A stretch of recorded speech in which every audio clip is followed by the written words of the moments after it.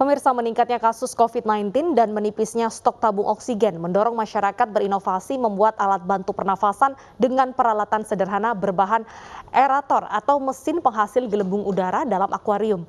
Namun apakah eksperimen tersebut dapat meningkatkan fraksi oksigen? Jadi ini saya mengikuti permintaan dari video berisi tutorial membuat oksigen untuk membantu seseorang yang sesak napas viral di media sosial. Pembuatan alat oksigen dengan aerator akuarium dan bahan sederhana lainnya beredar luas di media sosial dalam durasi video 5 menit 13 detik. Diakui alat ini berfungsi untuk menghasilkan oksigen bagi orang yang sedang sesak napas dan sudah dipakai oleh keluarganya yang terjangkit COVID-19. Pembuatan alat ini juga hanya membutuhkan material sederhana, sekitar Rp120.000.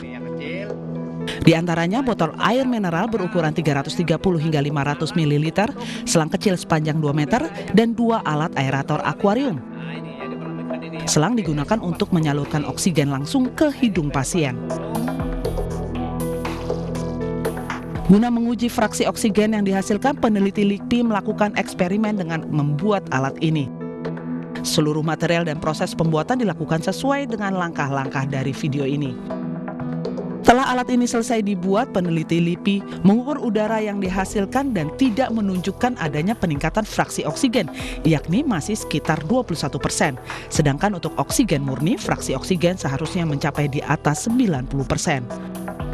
Tim iNews melaporkan.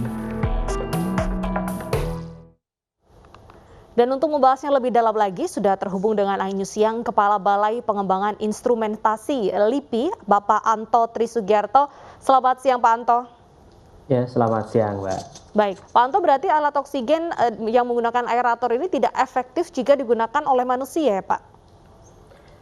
Ya, sebenarnya terkait dengan target jika kita menginginkan kandungan oksigen dengan konsentrasi sesuai standar WHO di atas 93% itu tidak memungkinkan. Demikian, Mbak.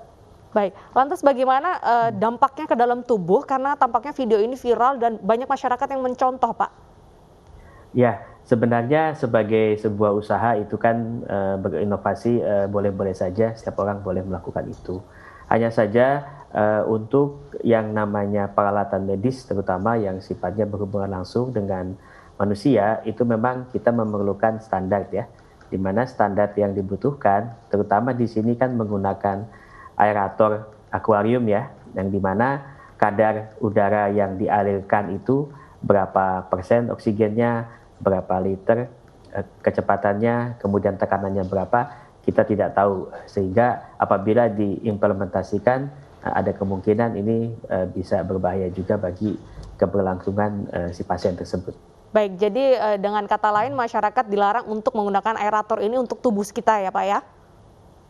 Ya, secara medis ya menjadi tidak sesuai ya, karena juga tidak ada untungnya juga gitu ya. Oke, Pak Anto, saat ini ketersediaan oksigen juga di masyarakat masih cukup langka. Bagaimana caranya ataupun juga cara mandiri bagi masyarakat yang mungkin mereka kekurangan oksigen di rumah dan tidak ada oksigen tambahan, Pak? Ada tipsnya mungkin?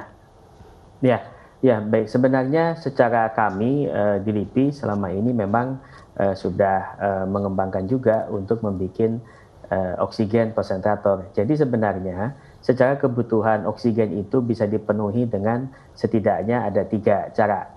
Cara yang pertama yaitu dengan mengikuti standar oksigen seperti yang ada di rumah sakit ya, dengan cryogenik ya, dengan konsentrasi yang tinggi sekali, 99,9%. Tapi kita juga bisa menggunakan oksigen konsentrator, yaitu peralatan yang sifatnya portable yang bisa memberikan kandungan oksigen dengan kadar di atas 90%. Atau bisa juga kita menggunakan tabung oksigen tadi. Jadi setidaknya ada 3 yang bisa kita berikan untuk meningkatkan kadar oksigen.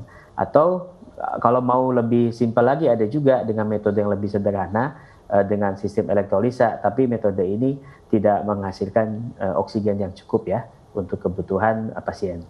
Baik. Demikian, Mbak. Baik, Pak Anto, adakah gerakan tertentu yang bisa meningkatkan saturasi oksigen kita?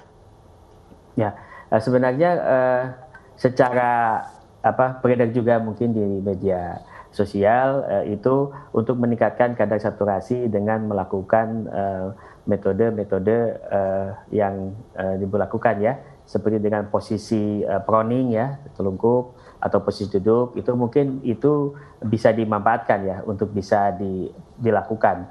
Hanya saja memang tetap kebutuhan oksigen untuk memenuhi kadar tubuh memang diperlukan oksigen murni. Nah, jadi saya melihat banyak sekali sekarang akademisi maupun LIPI ya dari universitas maupun dari berbagai rekan-rekan yang lain untuk berusaha untuk bisa memenuhi ya kebutuhan oksigen ini dengan melakukan berbagai kegiatan aktivitas, mulai dari ya mungkin itu sih yang dilakukan. Oke, jadi ada gerakan sederhana yang mungkin bisa menjadi langkah cepat untuk mengatasi kekurangan saturasi oksigen. Terima kasih Pak Anto atas waktu dan informasinya, sangat bermanfaat bagi masyarakat yang sedang isolasi mandiri di rumah. Dan ini ditegaskan juga kepada pemirsa bahwa menggunakan aerator itu dilarang karena bisa berbahaya bagi tubuh kita.